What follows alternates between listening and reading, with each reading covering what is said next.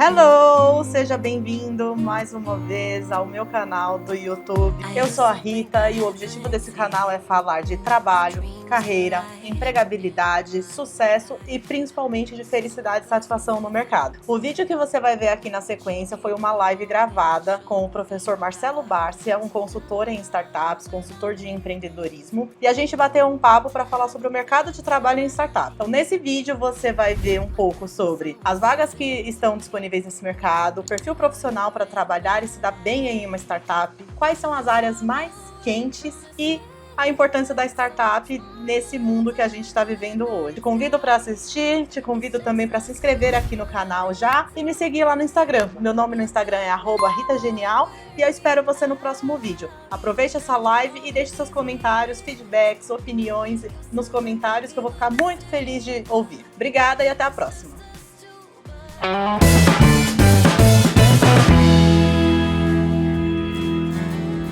Hoje, vai ser sobre mercado de trabalho em startups, mas não só em startups. A gente vai conversar um pouco sobre mercado de trabalho em geral. A Rita, nossa convidada de hoje, tem uma experiência muito legal em ambiente empresarial, em edtechs, que são empresas de tecnologia, tá? Então ela tem uma visão, tá, do mercado de trabalho. Ela está alocada em São Paulo, mas tem uma visão está trabalhando com isso, tá? Nesse momento. Então vai ser muito legal falar com ela. Estamos aguardando a Rita, pontualmente, já entrando. Oi, Rita! Olá! Tudo bem? Tudo bem? Que pontualidade, menina! Sem mais delongas, queria que você falasse um pouco da sua trajetória. Depois eu vou dividir, falar sobre a Iron Hack, mas primeiro que você falasse da Rita Oliveira, o que você está fazendo, Enfim, mas você tem uma trajetória muito bacana. Eu conheci a Rita na Udemy, Todo mundo sabe que eu tenho meus cursos na Udemy e a Rita era design institucional, mais do que isso, Ela foi uma pessoa que me ajudou muito e, enfim, que se meus cursos, ficaram bem elaborados, eu devo muito a Rita. Então, assim, Rita, queria que você falasse da sua experiência na área de educação, tecnologia, mas como empreendedora, enfim, dessa assim um overview sobre a Rita Oliveira. Tá bom, obrigada, professor. E eu continuo te chamando de professor, não tem como. Como? Vai ser sempre professor. Bom, a minha história, eu comecei a trabalhar muito cedo, então eu já trabalhei assim de tudo um pouco. Eu já trabalhei em indústria, comércio, serviços, já vendi chocolate, Avon. Sou eletricista de manutenção, formada pelo Senai, já trabalhei em fábrica, arrumando máquina. Esse lado eu não sabia. Quando eu era jovem, eu fazia isso, quando eu era jovem. A minha carreira, ela deu uma guinada, assim, quando eu comecei a trabalhar numa startup. Então, isso foi em 2011. Eu não sabia que era uma startup, não se falava muito nisso naquela época. Então, eu estava numa startup e a gente não se chamava de startup. Eu vim descobrir uns 2-3 anos depois que aquilo era uma startup. E era uma empresa de tecnologia, onde uma plataforma onde as empresas colocavam desafios e estudantes do Brasil inteiro podiam enviar soluções e ganhar dinheiro pelas melhores ideias. Então era assim que funcionava, era super legal, eu amei, assim, foi muito, muito, muito legal trabalhar com isso. Foi aí que eu comecei a trabalhar muito com jovens, então eu ia muito em universidade, fazer workshop de geração de ideias, ia muito fazer palestra de criatividade, empreendedorismo, jovem, etc. E eu acabei me tornando sócia dessa empresa depois de alguns anos. A empresa durou 8 anos, acho que 7, 8 anos. A gente encerrou as operações em 2017 e foi uma experiência muito, muito legal. A gente lançou mais de 100 desafios, assim, de grandes empresas, Natura, Itaú, Banco do Brasil, Bradesco, enfim, a gente lançou muita coisa e muitos jovens tiveram a oportunidade de mostrar criatividade, E para mim, a parte mais legal do trabalho era ver, por exemplo, desafios na área de marketing, por exemplo, cria uma embalagem ou cria um slogan e alunos de odontologia ganhando o desafio, alunos da área de fisioterapia ganhando o desafio. Então, em tese, áreas que não tem nada a ver. Diga. Esses desafios, eles eram desafios de desenvolvimento de soluções de tecnologia, era isso? De tudo. Tanto de soluções tecnológicas, como também de soluções criativas. Então, design de produto, slogan, logotipo, era de tudo. E também tinha muitos desafios que eram mais técnicos, mas que ainda assim pessoas de áreas não técnicas conseguiam resolver. Então, era muito bacana a ver como a criatividade está em todo lugar, né? As pessoas acham que não são criativas, mas todo mundo pode ser criativo, só basta ter oportunidade para isso. Criatividade é a soma de repertório e tentar, porque uma hora vai. Então aí tá o grande segredo da criatividade. Em 17, essa startup encerra as operações e aí a sua carreira dá uma guinada. Aí na verdade foi muito difícil, essa fase foi muito difícil para mim, porque como eu fiquei bastante tempo nessa empresa e eu comecei lá como estagiária, virei sócia, então, porque eu me senti muito mal, eu me sentia muito assim, fracassada, não deu certo, que raiva, o que eu vou fazer agora? Eu fiquei tanto tempo empreendendo e agora eu vou ter que voltar pro mercado. Então foi uma fase muito, muito difícil para mim, e a decisão que eu tomei foi, eu precisava escolher uma área para voltar pro mercado, porque como empreendedor você faz de tudo um pouco, então eu fazia marketing, vendas, comunicação, financeiro, tudo. Eu escolhi a área de vendas. Quando eu pensei em voltar pro mercado, para criar uma estratégia de voltar pro mercado, eu escolhi a área comercial e eu falei, eu quero trabalhar com tecnologia, eu quero continuar trabalhando em startups. Então eu fui trabalhar em algumas startups na área de vendas, começar a área de vendas em algumas, vender solução tecnológica em outras, e isso me deu oportunidade de voltar pro mercado de educação, que foi quando eu fui trabalhar na Udemy. Eu saí da startup que eu estava como vendedora, fui trabalhar na Udemy com a parte de conteúdo, então aquisição de novos instrutores, foi quando a gente se conheceu. Lá meu trabalho, a parte mais interessante era realmente o relacionamento com os professores, então eu acabei aprendendo muito de tudo um pouco, porque eu tinha professores como você, que ensinam empreendedorismo, até professores que ensinavam Python, então eu acabava mergulhando nesse mundo de diferentes conteúdos, né, diferentes cursos, e eu voltei assim oficialmente para a área de educação, mas toda a minha trajetória foi feita em empresas de tecnologia. A última vez que eu trabalhei numa empresa que era tradicional foi em 2009, quando eu trabalhava na Vale do Rio Doce. Poxa. Então eu trabalhei na Vale do Rio Doce por um tempo e foi a última empresa que não era da área de tecnologia. Okay. Eu trabalhei desde então só startups, e aí depois que eu descobri o que era startup, eu entrei nesse mundo, não só trabalhando, mas eu fui acelerada quando eu era empreendedora, eu vivia nos eventos, então eu mergulhei mesmo a fundo o mundo de startups. Sim. E hoje eu saí da Udemy no começo desse ano, realizei um sonho antigo meu, que era voltar a trabalhar com jovens. Eu gostava muito de trabalhar com jovens, e eu estou trabalhando numa escola de tecnologia, então a escola era presencial. Pois é, aí olha só, eu vou te interromper um pouquinho, tá? Tá bom. Vê se eu fiz bem o dever de casa, vou pesquisar o que é a IronHack. A IronHack é uma escola internacional, um curso de desenvolvimento web, UX, design, né, com sedes em Madrid, Miami, Paris, Cidade do México e Brasil, evidentemente. E a IronHack usa uma abordagem personalizada da educação. Opa, para pra ela. Então, a IronHack é uma escola de tech, de dev. O que é a IronHack? Pra gente, Rita. A IronHack é uma escola, então, normalmente ela é uma escola tradicional, porque os nossos bootcamps, eles acontecem presencialmente. Hoje a gente está remoto, mas... Depois fala pro pessoal, né, nem sempre essa linguagem homogênea, o que é um bootcamp, né? Depois vai falar. É verdade, a gente esquece. A ideia da IronHack... Isso, a IronHack é uma escola de tecnologia, como você falou, a gente tem cursos em 3 áreas, então curso de desenvolvimento web, experiência do usuário e análise de dados, ensinando as tecnologias mais modernas que o mercado busca. Então o foco da IronHack é a empregabilidade. Geralmente quem faz um dos nossos cursos são pessoas que estão fazendo transição de carreira, então aquela pessoa que se formou e odiou o trabalho, ou alguém que se formou e não conseguiu o trabalho e está buscando entrar na área de tecnologia. E aí eles participam do curso num formato que a gente chama de bootcamp, que é um curso super, super intensivo. Então os alunos, eles ficam durante 2 meses em período integral, de segunda a sexta até sábado e domingo, se for necessário, para concluir o curso. E em 2 meses eles saem formados e prontos para entrar no mercado como desenvolvedor júnior, ou analista de experiência do usuário júnior, analista de dados júnior. Então, e inclusive no final do curso a gente faz uma feira de recrutamento, a gente tem centenas de parceiros no Brasil para contratar os nossos alunos. E o mercado já conhece a qualidade técnica da escola, então a gente faz essa ponte aí para que os nossos alunos sejam empregados o mais rápido possível e consiga começar uma carreira nova na área de tecnologia, que é o que muitas pessoas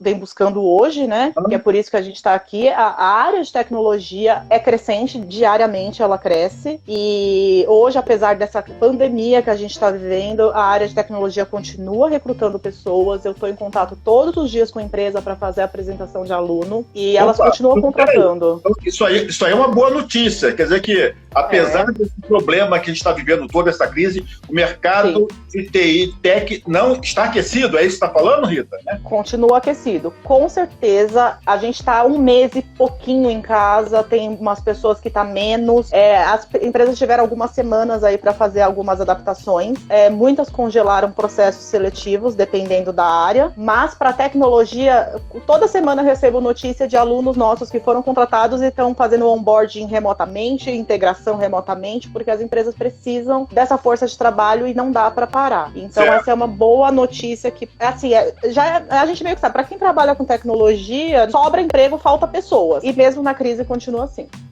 Tá, então, Rita, eu posso dizer que a IronHack Bootcamp é uma metodologia. Eu achei muito legal você falar que o perfil do aluno do IronHack não é necessariamente pessoas só oriundas da área tech, ou seja, você pode pegar um aluno de administração, até de áreas como da área médica, que querem se aperfeiçoar em alguma ferramenta dessas, né? Você deve... É muito esse perfil. É raro a gente ter pessoas que já estão na área de tecnologia, assim, 95% dos nossos alunos não tem nada a ver com tecnologia. Então, na última turma que se formou em fevereiro, a gente teve uma enfermeira que se formou desenvolvedora e já está trabalhando. A gente tem arquitetos, advogados, engenheiros, civis, gente que acabou de terminar o ensino médio e não quer fazer faculdade, mas quer entrar no mercado. Então, tem de tudo, assim. Engenheiro florestal que veio fazer análise de dados, é muito diverso. É muito a questão do mercado de trabalho. O foco é esse, né? O foco é esse. A nossa missão é empregabilidade. Beleza, ótimo, tá? Que é uma coisa que eu imagino que os alunos querem nesse novo, né? E que as empresas também precisam, né? Desse time, dessa rapidez, que geralmente o curso anterior não está contemplando. Enfim, eu acho que a universidade ela tem que pensar também nesse momento. Essa aí é uma discussão que a gente tem, né, Rita? Mas olha só, você é gerente de... Beleza, você se apresentou, falou da sua trajetória super bonita, falou do que é a IronHack, e você é gerente de carreiras da IronHack. Desenvolvimento de negócio. Então, o que você faz? Qual é o seu dia? Eu trabalho, meu dia a dia, assim, ele é em duas frentes. Então, de um lado, eu tô do lado do estudante diariamente, que é para preparar ele para o mercado. Quando eu falo preparar o estudante para o mercado, não é em termos técnicos. Eles têm aulas com professores fantásticos.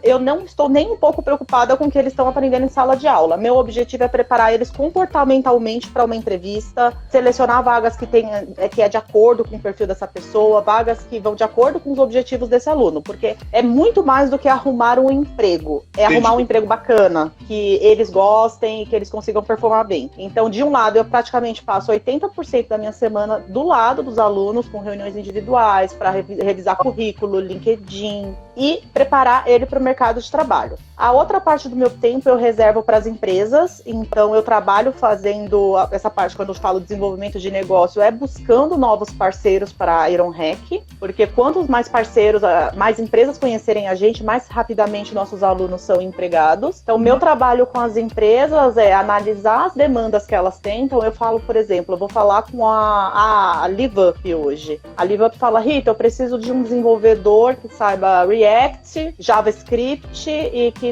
tenha experiência com métodos ágeis, por exemplo.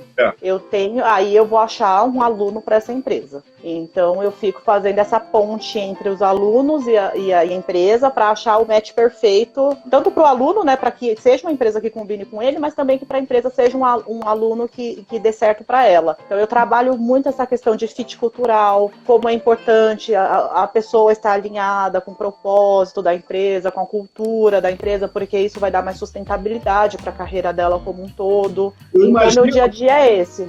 Rita, eu imagino também que esse seu contato com as empresas, especialmente de grande porte, elas te ajudam a perceber o que as empresas estão esperando, né, desse novo colaborador. E aí já tem uma pergunta para te fazer. A gente, né, deu como tema aqui mercado de trabalho para startup, mas, né, startup, você fala, é o mindset, né? Até a minha plataforma, negócio é pensar como startup, independente de você ser pequeno. Mas se você pensa em termos de processos seletivos, digamos, mais tradicionais para grandes empresas, para startups que têm uma estrutura enxuta, que às vezes estão faturando muito pouco, qual a diferença, né, para quando você indica um colaborador seu da IronHack, né, um aluno seu, quando você indica ele para uma grande empresa, para uma multinacional ou para uma startup, o que você percebe de diferente? Porque são processos seletivos diferentes, não é? São bem diferentes, bem diferentes.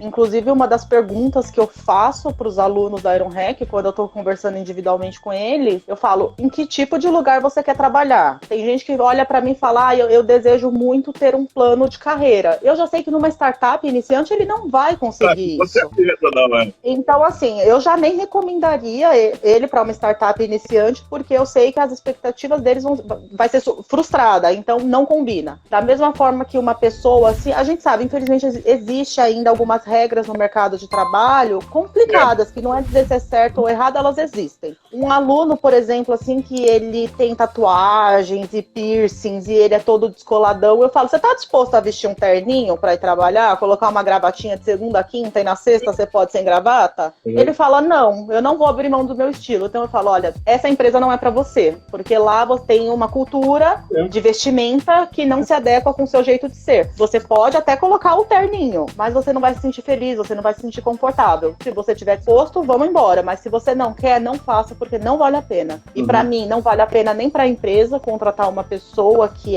espera o que ela não pode dar, e nem pro aluno, com certeza não vale, porque vai ser frustração, sofrimento, enfim, é super complexo isso. Mas tem muita diferença de processo. Eu sempre acho, né, que, na verdade, quando a empresa, quando ela contrata alguém, ela tem uma série de expectativas. É um relacionamento. Da mesma forma, relacionamento, também projeta. E assim, se você não tem esse fit, assim, né, com a cultura, em algum momento, alguém vai sair machucado dessa relação, né? Quer dizer, existe exato. Né? Quer dizer, porque a gente tem que pensar do lado da empresa, um processo seletivo pode ser caro, não é verdade? Pode ser levado. Caríssimo. Sim. Você imagina, a gente está vivendo um momento muito especial, mas eu imagino que você trabalha muito com a geração Y, né? Essa garotada, e onde a questão do propósito é muito importante, é diferente da minha geração. É muito importante.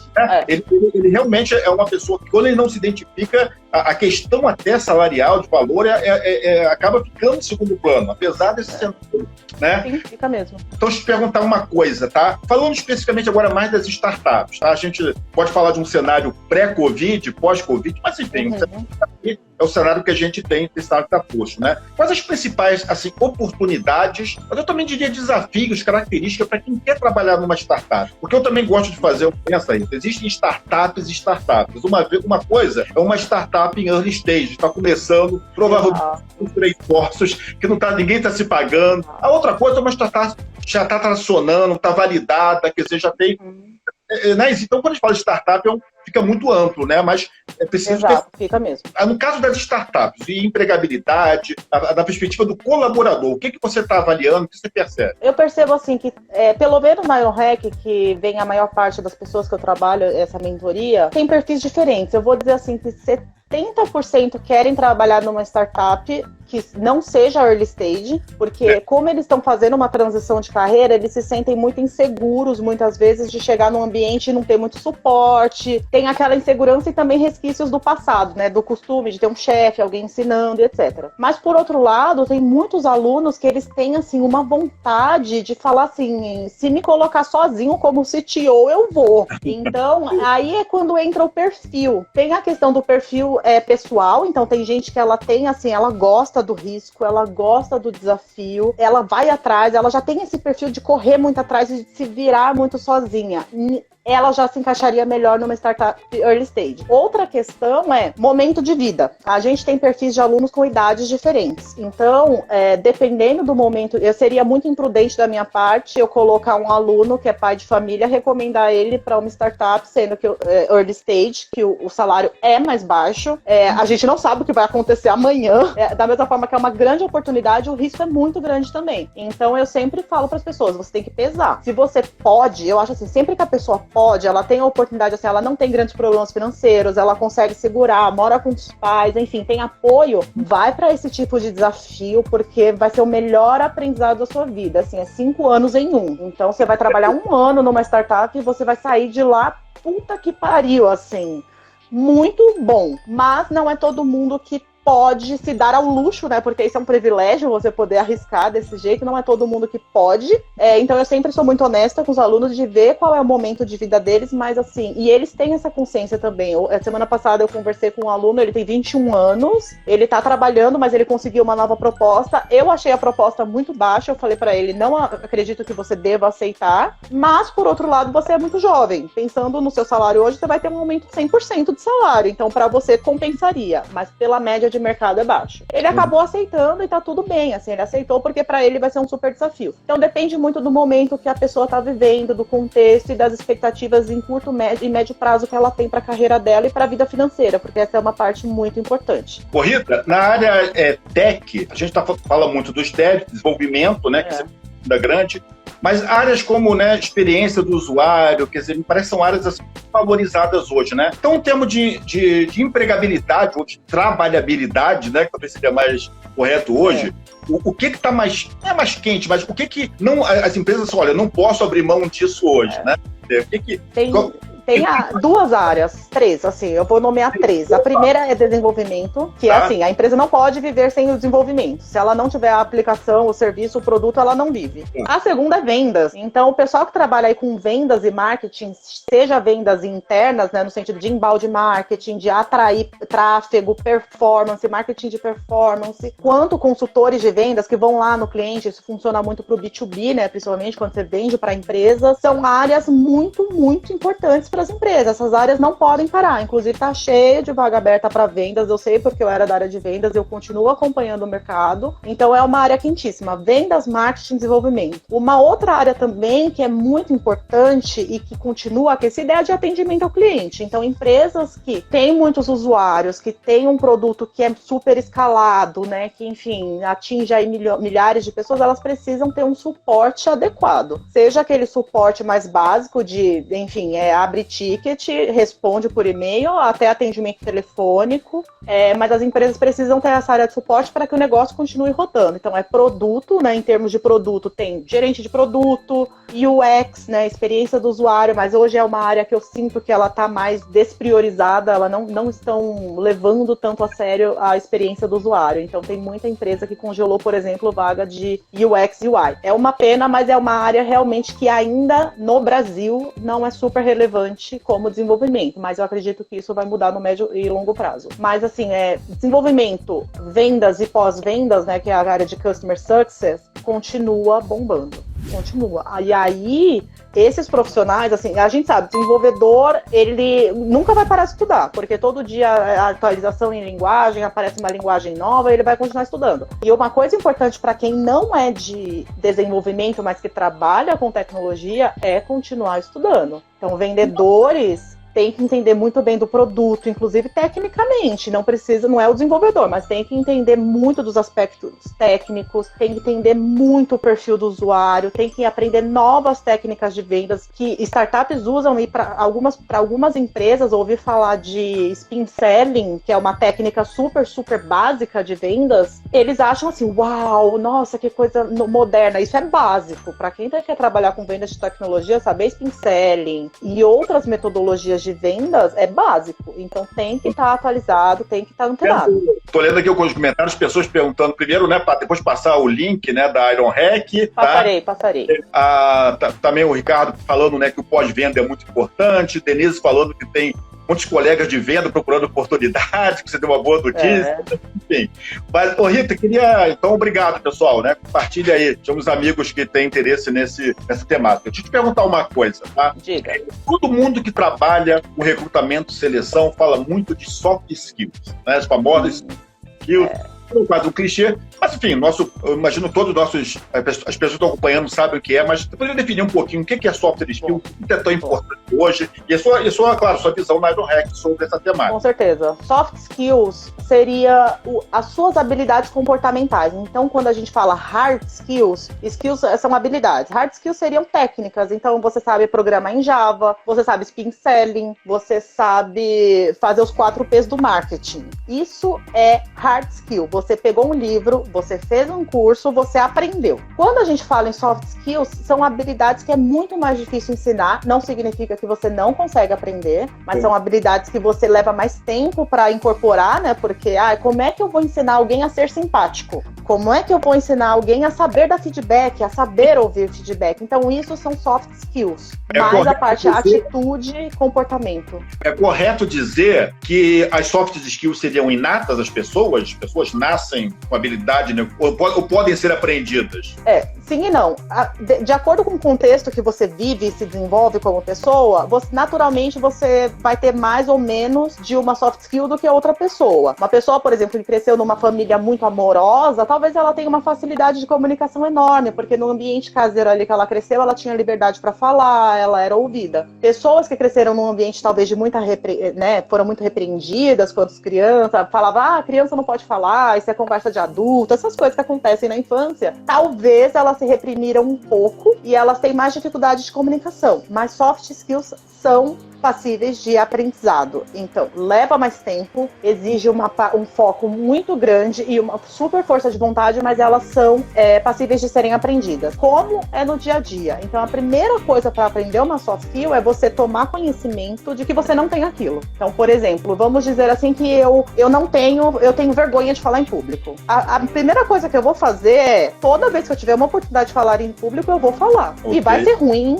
e eu vou passar vergonha, e talvez vai ser horrível, mas se é uma habilidade que você considera importante para ser desenvolvida, você tem que ir atrás. E tem técnica, tem método, enfim, tem muita coisa, mas soft skills podem ser aprendidas, mas é uma coisa mais difícil de aprender, não vai ser um curso que vai te dar uma soft skill, não adianta eu falar assim, certificado em empatia, não existe isso. Assim. Vai levar tempo para aprender e você vai ter que ter muito autoconhecimento e intenção para conseguir desenvolver aquilo, do contrário, é praticamente impossível. E não se mate se você não conseguir aprender tudo, né? A gente nunca vai saber tudo na vida, aí você foca naquilo que você é bom, tenta deixar de lado aquilo que você não é tão bom, mas também não precisa sofrer tanto. E aí, pensando no mercado de tecnologia, uma coisa de soft skills, que eu não sei quem disse essa frase, mas eu já ouvi ela várias vezes, que é, as empresas contratam por hard skills e demitem por soft skills. E isso acontece muito. Então tem empresa que contrata, certificado nisso, universidade X, que legal, essa pessoa é fantástica, faz um teste de lógica, tudo lindo. Aí a pessoa lá no dia a dia, se for um chefe, ela pode ser um chefe horrível, que grita com as pessoas, não sabe conversar, não sabe dar feedback, não sabe ouvir, não sabe se comportar. Como é que essa pessoa vai continuar na empresa? Então é muito importante hoje, todo profissional que trabalha com tecnologia, desenvolver soft skills. Acabou aquele mito, né? Mito não, aquele preconceito que a gente achava que desenvolvedor é aquele povo que vive numa caverna, que não fala com ninguém. Desenvolvedor é caladão. Se você é caladão, você tem que ser desenvolvedor. Ou senão, para vendedor, fala assim, se você falar muito, você tem que ser vendedor. Não. Hoje em dia, desenvolvedor tem que conversar com muitas áreas da empresa, trabalha em equipes para conseguir fazer o desenvolvimento, e vendedor bom é aquele que mais escuta do que fala. Então, são coisas muito aí, a gente tem estereótipos do mercado que a gente precisa quebrar. Eu queria pegar um ponto que você falou, Rita, que quem é da área tech não pode parar de estudar. Eu diria que isso se estende a todas as áreas, né?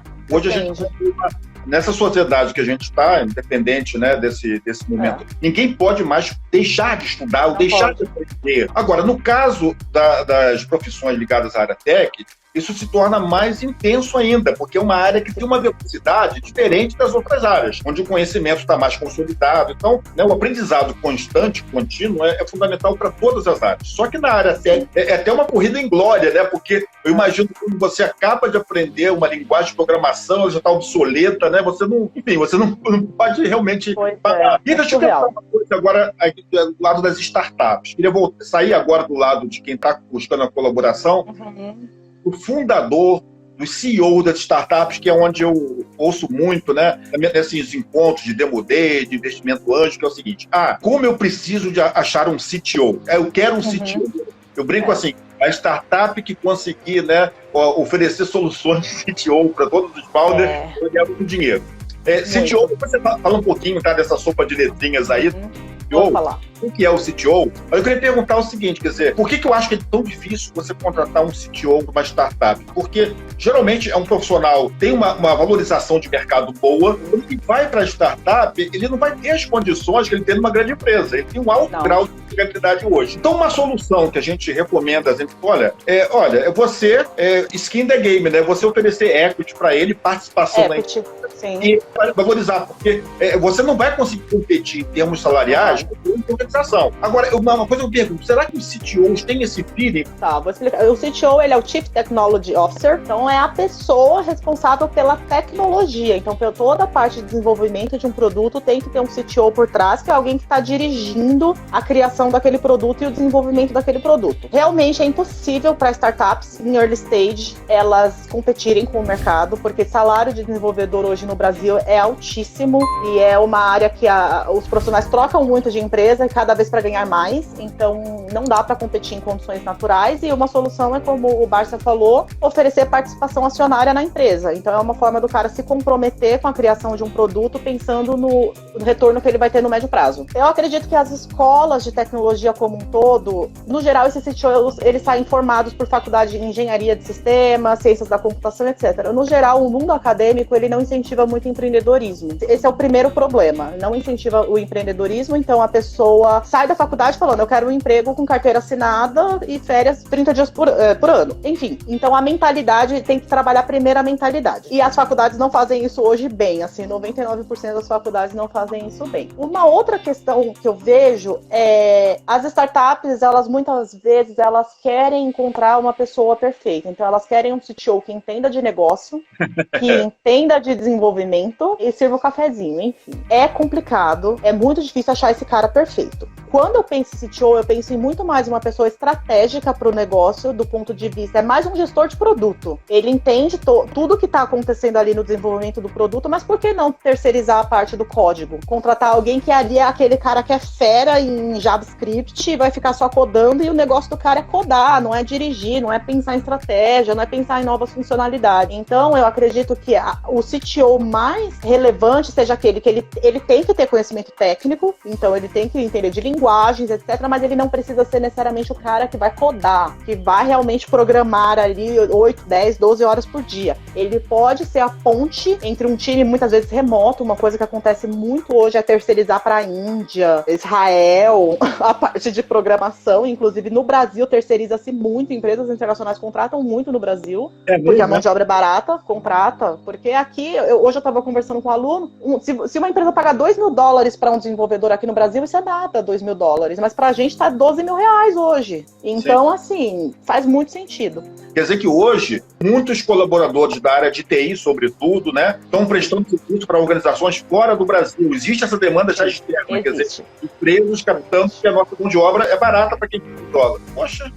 O grande problema da nossa mão de obra no Brasil é a língua. Então, mesmo as pessoas conseguem ler em inglês, elas escrevem em inglês, mas elas não falam inglês. Então, esse é um problema. Diferente que hoje a Índia é o maior centro do mundo para você terceirizar a tecnologia, eles falam inglês lá, então já não tem essa barreira do idioma. Aqui no Brasil, a mão de obra é muito barata. A gente pensar hoje na desvalorização do real é uma boa oportunidade para os brasileiros trabalharem e ganhar em dólar.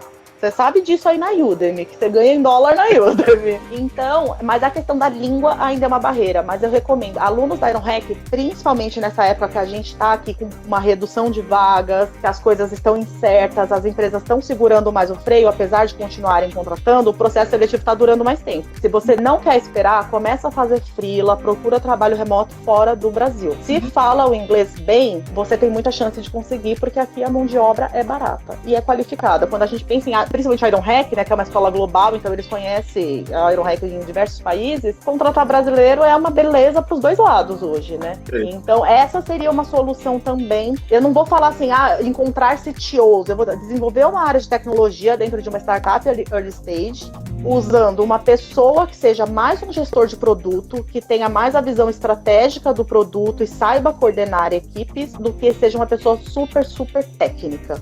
Porque encontrar esse perfil aí, esse blend aí de meio técnico, meio business, é muito difícil. E se encontrar, agarra essa pessoa e oferece equity, né, stock options, que hoje em dia é uma coisa super comum de acontecer. Agarra essa pessoa, porque realmente é muito difícil encontrar CTO no Brasil. Muito difícil. Certo. Rita, não dá para deixar de não falar um pouco, né, do momento que a gente está vivendo, né? Claro que isso é uma variável totalmente imponderável, né? Então, a gente realmente é um momento único na humanidade, né? Eu já estou mais velho, já passei por várias crises. Então, o ataque das Torres Gêmeas, os planos Collor, cruzado, nada se compara, né? Talvez a comparação mais próxima que eu já não vivi foi a Segunda Guerra Mundial, mas eu acho que essa crise é diferente, né?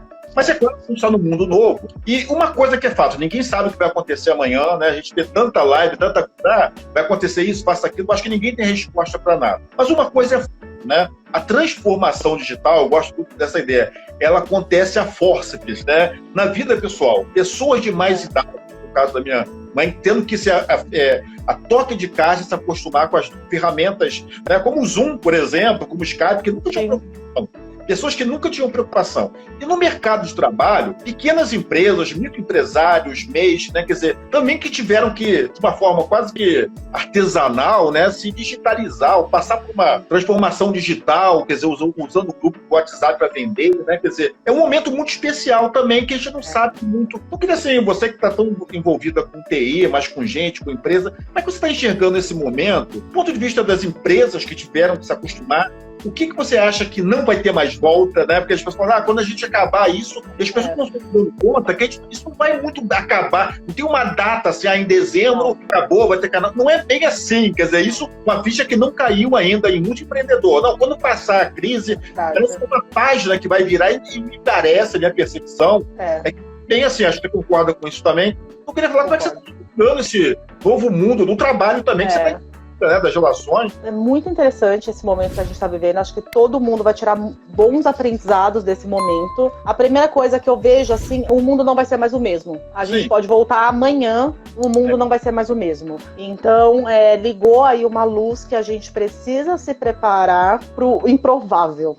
Então, acho que esse alerta, esses planos de contingência, as pessoas vão ser mais cautelosas no geral com tudo. Pessoalmente falando, pessoal, vida financeira, começa aí todo mês guardar 10%, você ganha, a gente não sabe se vai ter uma outra pandemia daqui a 2, 3 anos e como ficam as coisas. Então, acho que a primeira coisa, nada vai ser igual. A segunda coisa, a gente tá vivendo esse mundo que chama mundo VUCA, né? Então tem o fator volatilidade. O mundo vai ser isso. Então essa foi uma amostra à força, uma coisa natural.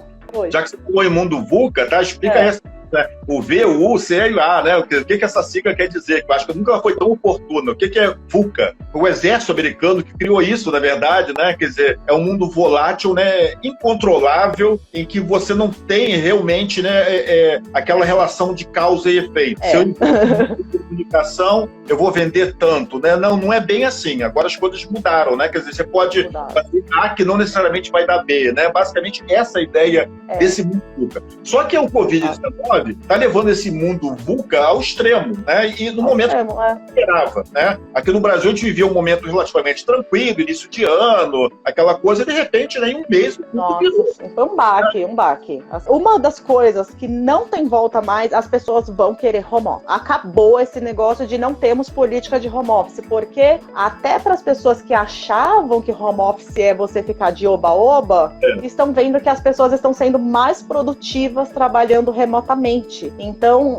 eu conversei até com algumas pessoas que não tinham home office e agora, enfim, estão em casa, né, que isso daqui não é home office, isso aqui é isolamento mesmo. Elas falaram, não, agora eu vou querer. Pelo menos uma vez por semana eu vou querer, porque faz muito sentido. Então as pessoas estão encontrando outros significados. A vida é mais do que ir e voltar para o trabalho, passar 3 horas no trânsito. Eu acho que essa relação de benefícios, porque home office hoje é visto como um benefício e as pessoas enxergam como um real benefício, vai ficar cada dia mais comum. E as empresas que eram contra isso não tem como mais voltar atrás, porque elas estão provando o modelo, estão vendo que funciona e as pessoas estão gostando. Ninguém está gostando de ficar 40 dias em casa, mas as pessoas gostariam sim de uma vez por semana poder tomar um café da manhã mais tarde, um café da manhã mais completo com calma, estudar à noite, já que não vai perder tanto tempo no trânsito. Aí outra coisa que eu acho importante do ponto de vista de gestão das empresas é que aí vai ser uma habilidade que você vai ter que desenvolver tanto em termos de hard e soft skills, que é como gerenciar equipes remotas. Essa vai ser uma questão muito chave. Primeiro, como é super importante, né? Primeiro, como é que você faz parte de um time remoto? É totalmente diferente, assim. Hoje eu tô sentindo muita saudade dos meus colegas da Iron Hack, que a gente ia tomar café. Essa parte é muito gostoso, sabe? Então, como é que você vai continuar mantendo relações de qualidade no seu trabalho? Porque você precisa de relações para conseguir fazer seu trabalho acontecer. Então, você precisa interagir com as pessoas, você precisa influenciar pessoas para que determinado projeto aconteça. Como é que você vai fazer isso remotamente? Então, você saber lidar com as pessoas de forma remota, continuando a ser simpático, comunicativo, empático e influente, vai ser um desafio.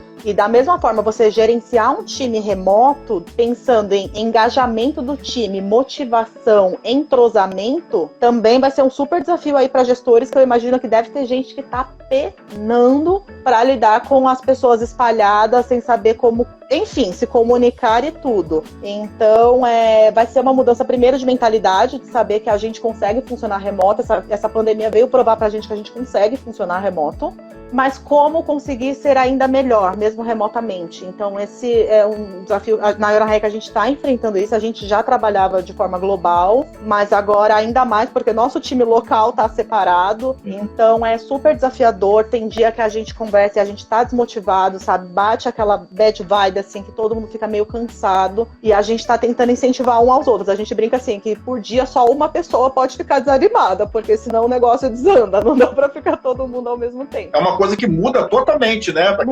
Muda a dinâmica. Agora, Rita, eu acho assim que nós, no Brasil, uma cultura latina, né, afetuosa, né, quer dizer, a gente sempre, né, a questão cultural, ela talvez tenha sentido. Eu vejo muita reclamação das pessoas. Nesse sentido, assim, de, poxa, para muitas empresas, tem uma questão até econômica que essa mudança da... Diz, olha, será que eu preciso ter que alugar não sei quantas salas? Será? Até eu tenho me questionado muito até sobre os coworking, que era um ambiente que eu adorava. Sabe? Os coworking vão voltar com aquela força toda? Eu não sei, eu creio que não, né? Muito difícil a gente fazer qualquer tipo de prognóstico nesse momento. Você é uma pessoa que trabalha muito a questão, e você vive isso, você acredita, é um valor seu, pessoal, eu não vou dizer da felicidade no trabalho, ou seja, do bem-estar no trabalho, né? Quer dizer, na minha geração era muito comum a coisa, não, você tem que engolir qualquer sapo. Não é bem assim. Você está muito preocupada, sempre uma pessoa muito preocupada, e a sua trajetória profissional relata isso, né? Você era super recomendada na UTRA, saiu de uma boa, porque você foi uma opção sua. E assim, imagino que você leve isso também para esses jovens que estão trabalhando, que não é uma questão utópica, mas o trabalho, né, a vida é o trabalho, você não quer separar tanto isso, né? Então, como é que você faz isso com os seus alunos, com o pessoal da Iron Hack, e com a sua vida, até o seu relato pessoal, né? Enfim. Eu acho que primeiro não dá para separar. Pensando no mundo que eu estou inserida, que a gente está inserido, que é o mundo de tecnologia, a gente está conectado. Mesmo a gente estando no mundo de tecnologia, ninguém tem um botão liga, desliga trabalho, né? Liga, desliga a vida pessoal. Então eu acho, se acontece alguma coisa no meu núcleo familiar, vai afetar meu trabalho. Se o meu trabalho está acontecendo alguma coisa, vai afetar a minha vida familiar. Não tem como separar isso. Ninguém é um robô. Acredito que as pessoas, como você falou, essa geração Y, cada dia valoriza mais a questão de propósito. Mas eu acho que mais importante do que propósito é o significado do trabalho. O meu sonho é que as pessoas cheguem no final do dia de trabalho dela, assim, encerrei o expediente. E elas falem, nossa, que meu dia valeu a pena, sabe? sabe? Não foi aquele dia sofrido que você se arrastou e ficou, ai, falta 10 minutos, falta 20 minutos. E o significado do trabalho, para muitas pessoas, está relacionado com propósito. Quando eu estava na Udemy, a minha grande vontade de trabalhar lá era propósito, porque eu amava o negócio da Udemy. Eu acredito que o negócio da Udemy veio para democratizar a educação e dar acesso a milhares de pessoas que não têm condições. E eu acho isso fantástico e me motivava muito acordar todos os dias para fazer alguma coisa que tinha significado para o mundo. Para outras pessoas, o significado do trabalho está no dinheiro, mas não é no dinheiro em si, é no que o dinheiro pode comprar. E eu acho que não tem problema nenhum. Essas pessoas, elas são direcionadas para o dinheiro, então elas vão querer mais pagamento, elas vão querer promoções, não tem problema. Desde que o objetivo não seja o dinheiro, e sim o que o dinheiro pode oferecer. Então, são as experiências que ela vive. Eu posso viajar quando eu tenho dinheiro. E a viagem vale a pena. Essa pessoa acorda todo dia falando assim, hoje eu trabalhei e daqui a 6 meses eu vou conseguir fazer aquela viagem que eu tanto quero. Então isso dá emoção. Tem gente que é motivado pelas pessoas que trabalham, então gosta de trabalhar num ambiente onde as pessoas são fodas, que as pessoas são legais, que ela se entrosa, que ela faz parte de uma comunidade. Eu costumo dizer que tem os 4 P's da carreira, né, da escolha de carreira. Quais são? O primeiro é propósito, então tem gente que escolhe trabalho por, em primeiro lugar, propósito. Outro é pagamento, pacote de benefícios. Então a pessoa escolhe pelo que ela vai ganhar financeiramente. O outro é pessoas. Por exemplo, eu trabalho numa empresa que chama Social Miner, eu fiquei lá bastante tempo. Eu tava lá por pessoas, eu amava aquele povo. Era um lugar incrível, assim, que eu me sentia em casa. Então, assim, aquilo me mantinha lá. Recebi outras propostas, nem ligava que eu falava, estou bem aqui. Não ganhava muito dinheiro, mas eu estava bem lá porque eu gostava das pessoas. Bem-estar, né? O estar bem. Bem-estar, exato, estar bem. E eu me sentia muito bem lá. Era muita alegria na vida, assim. Então, tem essa questão. Tem gente que gosta disso. E o último P da carreira que eu chamo é o de potencial, que é o que aquela empresa pode te entregar. Ela não vai te dar agora, mas tem potencial. Seja para, por exemplo, você ir morar fora do país, você conseguir aquele cargo que você quer, você conseguir ganhar dinheiro daqui a 2, 3 anos, por exemplo, você virar um CTO com stock option, talvez você não vai pelo pagamento, talvez você não vá pelo propósito, não vá pelas pessoas, mas você vai pelo potencial. Então, geralmente eu coloco, assim, quando eu faço a decisão de carreira com as pessoas, e na minha carreira eu coloco esses 4 pontos e eu analiso os 4 pontos e, às vezes, dependendo do momento da vida, um é mais importante, o outro é mais importante. Hoje eu estou na fase do propósito de novo, então eu estou trabalhando muito mais por propósito. Pode repetir pausadamente os 4 P's da carreira? Primeiro P é propósito, então é trabalhar naquilo que você acredita, que você acredita que faz diferença no mundo. O segundo P é pagamento, então inclui todo o pacote de benefício aí que você recebe, a grana, o foco é ganhar dinheiro. O terceiro P é pessoas, então trabalhar numa empresa onde você gosta das pessoas, se sinta parte de uma família, de uma comunidade. E o quarto P é o potencial, é o que aquela empresa pode te entregar no futuro, é a experiência que ela tá te dando para você conseguir alguma coisa depois. Então, analisar esses 4 itens na hora de trocar de emprego, aceitar ou não uma vaga é importante. E você vai valorizar, dependendo do momento da sua vida, mais um ou mais outro. E pensando em startups que estão contratando, você como recrutador, que tipo de pessoa você quer com você? Tem empresa que a gente sabe, eles querem aquelas pessoas que querem ganhar dinheiro, porque essas pessoas vão se ralar para ganhar dinheiro. Tem empresa que quer pessoas mais focadas em propósito. Tem empresa que quer criar comunidade, então eles querem pessoas para pessoas que são mais humanas. Então, assim, que tipo de pessoa você quer ter dentro da sua empresa e que tipo de empresa você quer fazer parte? Eu não faria parte de uma empresa, por exemplo, que só visa o lucro por lucro. Eu não conseguiria trabalhar numa empresa dessa, porque a questão do dinheiro eu sei que ela é importante, mas para mim ela não é fundamental em termos de satisfação no trabalho. Eu só trabalharia numa empresa assim se eu estivesse precisando muito, mas no geral, com poder de escolha, não trabalharia. Rita, tá chegando já a reta final, passa rápido. Tá chegando, passa rápido.